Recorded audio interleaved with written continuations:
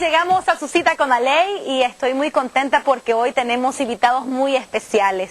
Vamos a estar hablando sobre la ley de propiedad de los pueblos indígenas, específicamente la ley 445, y para explicarnos más alrededor del contenido y los objetivos de esta ley, está con nosotros Carlos Emilio López, como todos los martes. Quiero agradecerles porque siempre está promoviendo, ¿verdad?, el derecho, lo que debe ser, y ojalá que ustedes también pues puedan recibir esta información como yo la estoy recibiendo, ¿verdad?, para conocer más de los derechos que tenemos que respetar, al menos en nuestro país.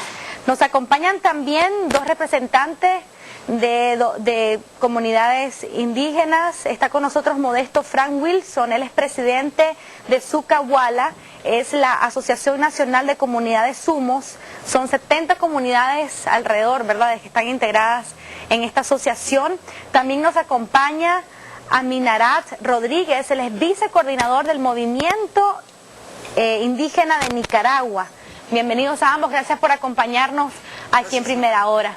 Quiero comentarles a todos que antes de iniciar la entrevista yo les preguntaba a ellos dos que si habían trabajado o se conocían antes y me decían que no. Sin embargo, tienen el mismo objetivo, ¿no?, que es promover la defensa de los derechos de los pueblos indígenas. Ya vamos a conocer más detalles acerca del trabajo que hacen cada una de estas dos organizaciones. Mientras tanto, Carlos Emilio, me gustaría que nos explicaras un poco más acerca de esta ley 445. Nuevamente, debo admitir que no conocía pues de la existencia y de los detalles que contiene esta ley. Ahí vamos a ver en pantalla también un poquito sobre algunos de los objetivos, o al menos la introducción de los objetivos de esta ley. Los pueblos indígenas y afrodescendientes de Nicaragua tienen derechos. Derechos que están reconocidos en la Constitución Política de la República, en el Estatuto de Autonomía de la Costa Atlántica, Costa Caribe, en el reglamento del Estatuto de Autonomía, en la Ley de Lenguas, en la Ley de Demarcación Territorial de los Pueblos Indígenas. Este cuerpo de leyes nacionales, junto con las normas internacionales como la Declaración de los Derechos de los Pueblos Indígenas, como el Convenio 169 de la OIT sobre los derechos de los pueblos tribales, si juntamos las normas internacionales y nacionales, versan sobre el derecho que tienen los pueblos a ser educados en su propio idioma, a que se respeten sus tradiciones y costumbres, a que se respete su forma de organización. Y un derecho muy importante es el de el respeto a su tierra, a su territorio, a que administren los recursos naturales que se encuentran en esos espacios físicos, ya que les pertenecen de forma ancestral. Así es. Eso justamente versa la ley 445 y se establecen los mecanismos y los procedimientos para que los pueblos indígenas puedan ejercer esos derechos de propiedad de la tierra colectiva. Nicaragua reconoce diferentes formas de propiedad: la propiedad privada, la propiedad cooperativa, la propiedad mixta, pero una forma de propiedad es la propiedad comunal. Es un sentido diferente de propiedad. Nosotros, los occidentales, estamos acostumbrados a la forma de propiedad privada. Los pueblos indígenas, su cosmovisión es la propiedad colectiva. La tierra le pertenece a la comunidad, al colectivo, al pueblo. Ese es un concepto de los pueblos originarios. Vamos a ver precisamente a continuación lo que dice esta ley, la ley 445. Quizás nos podrían facilitar. La ley de régimen de propiedad comunal de los pueblos indígenas y comunidades étnicas de las regiones autónomas de la costa atlántica de Nicaragua y de los ríos Bocay, Coco, Indio, Maíz. Esta es la ley que fue aprobada el 13 de diciembre del 2002 y fue publicada el 23 de enero del 2003. Y hay algo importante aquí, yo me sorprendía la diferenciación que se hace, ¿no?, al incluir los ríos Bocay, Coco, Indio y Maíz. ¿Por qué? Estos ríos confluyen en las regiones de la costa caribe. El río Coco o río Huanqui, decíamos la vez pasada, hay todo un sentido de pertenencia cultural, de pertenencia espiritual, alrededor de este río, donde habitan mayagnas, donde habitan misquitos, igual los ríos Bocay, es decir, son territorios de los pueblos indígenas y en donde además del sentido de propiedad comunal hay valores, hay concepciones espirituales, porque el río Huanqui es el río de la vida, es el principio del fin. No solamente implican el medio de transporte, sino también de sobrevivencia, la pesca, la recreación, está el vital líquido, las formas de organización y de convivencia indígena está alrededor entonces hay una serie de elementos culturales, económicos, que posibilitan que esos ríos sean identificados como parte de los territorios indígenas. Y aquí estamos viendo, por ejemplo, estas imágenes son de la región autónoma del Atlántico Norte y Sur, también creo que hay por ahí algunas imágenes. Estos son áreas autónomas de los pueblos indígenas, que desafortunadamente se han estado explotando sin respetar precisamente o específicamente lo que manda la ley. En este sentido me gustaría iniciar con Modesto. En el caso usted explicaba estas 70 comunidades sumos que forman parte de la Asociación Nacional de Comunidades Sumos, están distribuidas tanto en la RAAN como en la RAAS y además en Jinotega. Actualmente, ¿cuál es la situación del tema de propiedad de ustedes, específicamente de las comunidades sumos? Buenos días. Para comenzar, yo creo que debemos de entender qué es Sucahuala. Sucahuala es una organización, se llama Sumu Calpac Nahuaja Enelani, Asociación Nacional de Comunidades Sumos en Nicaragua. Sucahuala tiene 36 años de fundación. Son 70 comunidades, andamos cerquita casi de 50.000 habitantes, pero no estamos claros porque el censo pues nunca es actual y pues otra cosa es que no hemos hecho un censo oficial por falta de muchos elementos como el país representa.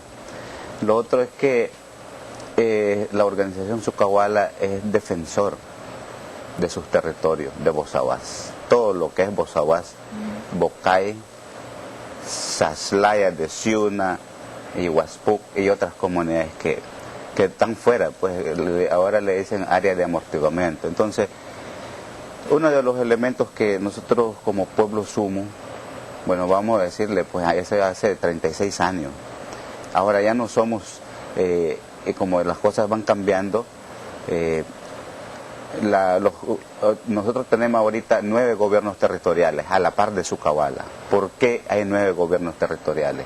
Solo con Sucahuala, sin representación, una identidad permanente legal, como dicen aquí en Nicaragua, si no tienes un estatuto no funciona, tuvieron forzosamente para resolver sus propios gobiernos territoriales. Hoy tenemos 9 gobiernos territoriales que son miembros de Sucahuala, todos son territorios sumos.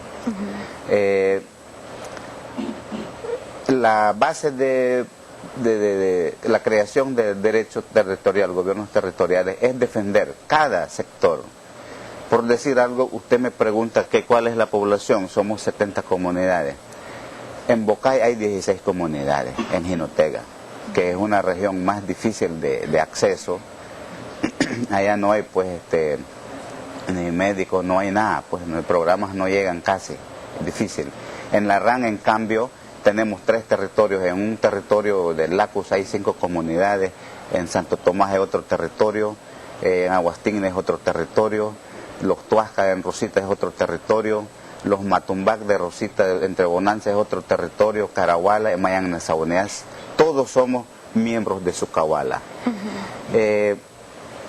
Gracias a los esfuerzos, la creación de los gobiernos territoriales, luchamos.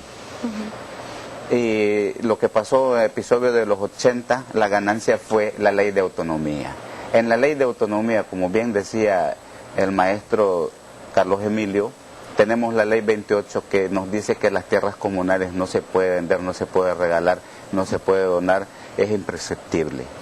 Entonces, ese concepto nos ha fortalecido la Constitución de los 87 y luego con la reforma que se hizo, tuvimos otras ganancias, diríamos nosotros, en la ley de autonomía, que ahora, pues, en base a esos derechos, una de las comunidades, pues, digamos, todos los territorios, como colectivamente Bozabás defendió su territorio y Aguastigna también defendió su territorio. En consecuencia, no fue fácil en los 90 ganar un título. En consecuencia, una de las comunidades tuvo que irse a una corte internacional para ganar una sentencia. Aún ya estando delimitada la ley. Sí, ya teniendo la ley 28, la Constitución y todo eso, pero no, en los 90 comenzó el problema de diferencia. Entonces tuvimos que ir fuera del país y por eso hoy tenemos la ley 445. Ustedes vieron hoy por qué y me llama la atención cuando dice pueblos indígenas y comunidades étnicas. Y ya yo creo que el Pacífico ya sabe muy bien que los pueblos indígenas son las comunidades indígenas, como autóctonos, pueblos originarios. Y la ley regula a esas instituciones comunales. Lo otro que la ley 445 regula es derechos individuales, que derechos de propiedad privada. Entonces la ley 445 en sí viene a regular dos sistemas, pueblos indígenas y comunidades étnicas.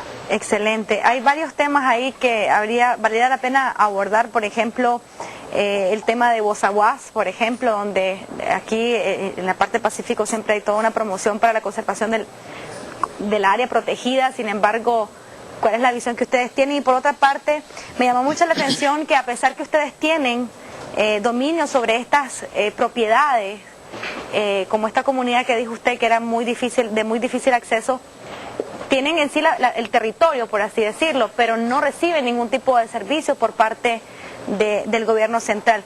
Así que ojalá que en alguna oportunidad podamos abordar más a fondo esto. Pero quisiera, por cuestiones de tiempo, ¿verdad?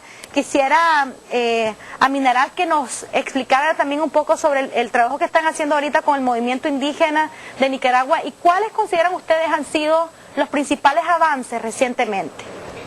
Bueno, buenos días, Berta, y buenos días también a la teleaudiencia nicaragüense y a todos los que lo están mirando en este canal que tiene muy buena cobertura, ¿no? Si hablamos de nuestro quehacer y qué hemos hecho, qué hemos logrado, Berta, nosotros, el movimiento indígena de Nicaragua es un proceso que comenzó a partir de 1992, cuando se celebró en Nicaragua el 4º centenario, que se denominó la lucha de resistencia indígena negra y popular, ¿verdad? Y a partir de allí se comenzó a articular, ¿no?, ¿verdad?, a las diferentes autoridades que todavía han subsistido y sobrevivido, y hoy pues de alguna manera se ha avanzado en un proceso de la institucionalidad desde el punto de vista como identidad pública también, porque la verdad de las cosas, los pueblos originarios que tienen sus propias instituciones son identidades de derecho público también, ¿verdad? Y desde el movimiento indígena de Nicaragua, desde luego, desafortunadamente, en el año 80, a raíz del triunfo de la revolución, en el proceso de la transformación o de la elaboración de la Constitución Política de la República, no fuimos tomados en cuenta los pueblos indígenas del Pacífico y Centro Norte de la República de Nicaragua, a excepción de los hermanos de la costa atlántica, ¿no?, ¿verdad?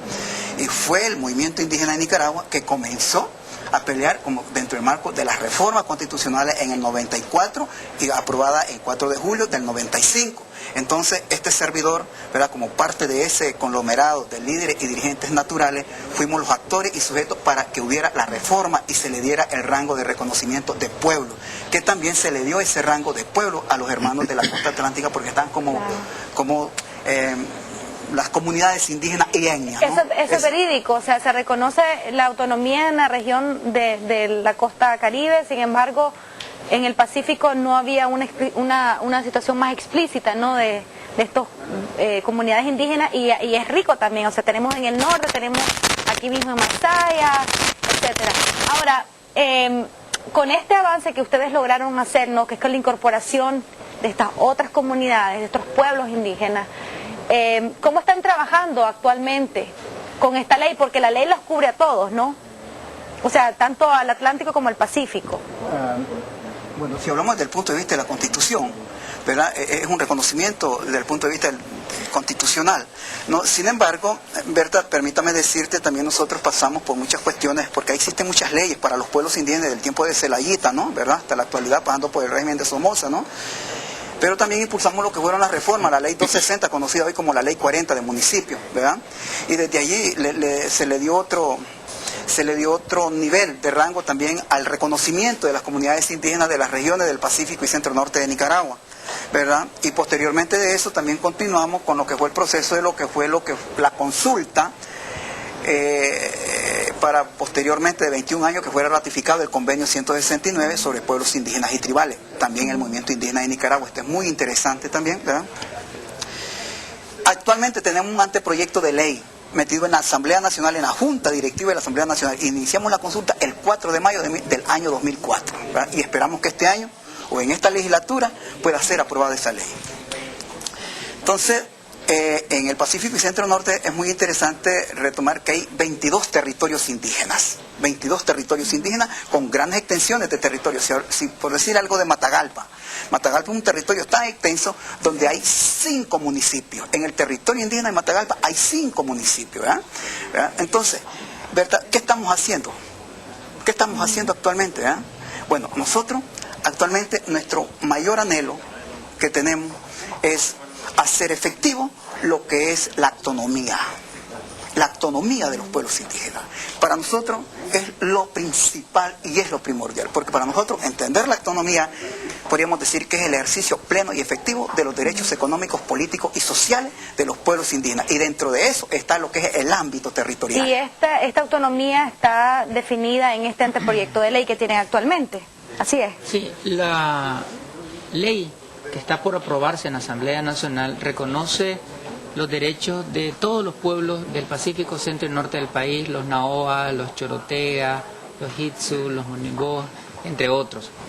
Es importante mencionar en este contexto que hay una serie de avances, además de las leyes aprobadas, tanto internacional como nacional. Tenemos un plan de desarrollo de la costa caribe. Por primera vez en la historia de Nicaragua, además de que hay un plan nacional de desarrollo humano que cubre el territorio nacional, hay un plan de desarrollo de la costa caribe. Hay una Secretaría de Desarrollo de la Costa Caribe, también por primera vez. Tenemos procuradores de derechos humanos para la costa caribe. Hay una comisión de asuntos étnicos en la Asamblea Nacional y hay una serie de funcionarios públicos que pertenecen a pueblos indígenas. O sea, sí hay un avance. Hay un avance, ¿no? Tenemos un vicecanciller que pertenece al pueblo afrodescendiente. Tenemos el director de INPESCA, es un líder de los pueblos misquitos. Es decir, hay una serie de oportunidades que los pueblos indígenas en este momento pueden potenciar. Asimismo, CONADETI está funcionando, que es la Comisión Nacional encargada de hacer la demarcación de los territorios indígenas, y se han entregado una buena cantidad de títulos a los pueblos originarios en la costa caribe. Qué interesante. Bueno, les agradecemos por habernos acompañado esta mañana. Sé que el tema es muy amplio, sin embargo, esperemos darle seguimiento también a este anteproyecto de ley. Y bueno, si ustedes quieren más información, siempre la invitación de su cita con la ley es abocarnos a las leyes, a ver lo que dice la Constitución, leamos lo que dicen las leyes específicas, y en este caso particular, la ley que hoy estuvimos abordando, 445. Y ojalá que sean respetados, ¿verdad?, los derechos de los pueblos indígenas. Vamos a pasar de inmediato ahora a mover el cuerpo.